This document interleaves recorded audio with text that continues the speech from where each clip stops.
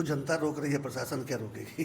2025 फिर से नीतीश और कम से कम 225, ये आप नोट कर लीजिए। फिर जब चुनाव का रिजल्ट आएगा ताकि हम सेंटर में ले लीजिएगा। कह रहे हैं कि दलितों के साथ इस देश में 24 घंटा अन्याय होता है। तो उनके बाप दादे के ज़माने से होते आ रहा है, आजकल तो सुधार हुआ है। नमस्कार, मैं रोहित, आप देख रहे हैं बिहारी कलम। देखिए, बिहार चुनाव में लगातार सियासी हलचल तेज है। आज राहुल गांधी भी आए, तेजस्वी यादव भी लगातार बहुत प्रयास कर रहे हैं। पूरा बिहार में खलबली मचा हुआ है। हमारे साथ बातचीत के लिए सच्चिदानंद राय जी हैं। सर, राहुल गांधी आज आए थे, दलित छात्रों के साथ छात्रावास में शिक्षा संवाद करने गए थे। उनका कहना था कि प्रशासन रोक रही है, डबल इंजन की सरकार मुझे रोक रही है, संवाद करने नहीं देना चाहती है। इसको आप कैसे देखें? उनको जनता रोक रही है, प्रशासन क्या रोकेगी। आए थे, अच्छी बात है। और चुनाव का समय है तो अब साइबेरियन पक्षी भी यहाँ पे आएंगे, तो इटालियन पक्षी आ गया तो बढ़िया ही है। वो कह रहे हैं कि दलितों के साथ इस देश में 24 घंटा अन्याय होता है। तो उनके बाप दादे के ज़माने से होते आ रहा है, आजकल तो सुधार हुआ है।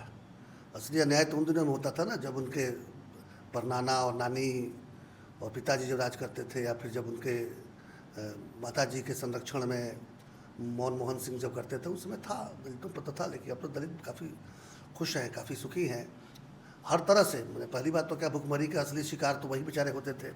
लेकिन अभी जो है वो मोदी जी ने जो गरीबों के लिए जो मुफ्त अनाज की व्यवस्था कर दी है, इससे पहले भुखमरी खत्म हुआ है, इसके बाद से गैस का चूल्हा वगैरह आप समझ ही रहे हैं। तो उनको महिलाओं को कितना मिला, फिर सम्मान घर मिला, टॉयलेट्स वगैरह बने, वो आपने देखा। 5 लाख का आयुष्मान कार्ड बना। तो मैंने गिनाते चला जाऊँगा फिर तो। प्रधानमंत्री आवास योजना से सब फायदा तो दलित और कमज़ोर वर्ग के लोगों को ही हुआ है। तो आज का जब दलित खुश हैं तो उनको दिमाग में आ रहा है कि चल के दलितों के बारे में बड़ी बड़ी बातें करें। ठीक है। आरजेडी भी दलितों की बात करती है, अब कांग्रेस भी करे। क्या लग रहा है, दलितों पे केवल राजनीति हो रहा है या सच में उनका विकास हो रहा है? खैर, दलितों पर राजनीति ही हुआ है, और जिन लोगों का नाम ले रहे हैं उन लोगों ने राजनीति करके ही दलितों का ये हाल करके रखा हुआ है। वो दलित इसीलिए हैं, कमज़ोर इसीलिए है कि हमेशा उन लोगों को इन लोगों ने राजनीति का एक मोहरा बनाकर काम किया है। दलित और मुसलमान, ये दो ऐसे वर्ग हैं ना, जिन दो नेताओं का नाम ले रहे हैं, उन्हीं के पूर्वजों ने, क्योंकि तो खानदानी नेता न है लोग, अपनी तो कोई योग्यता है नहीं, क्योंकि एक परिवार में पैदा ले ली इसलिए नेता बन गए।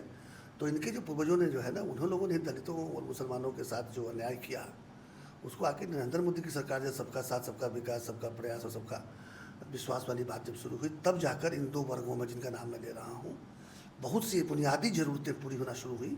अब तो और भी सर्वांगीण विकास भी शुरू हो गया है। राहुल गांधी तो आरोप लगा रहे हैं कि बीजेपी इनके साथ अन्याय कर रही है। विपक्ष है तो उनसे क्या अपेक्षा करते हैं?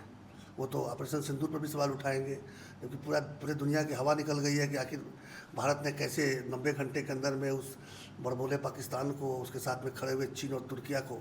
इस पे तो सर हम आएंगे, उससे पहले मतलब ये बता रहे हैं, तो जब उस पर भी सवाल उठा सकते हैं तो हर बात में सवाल उठा सकते हैं, तो छोड़ दीजिए।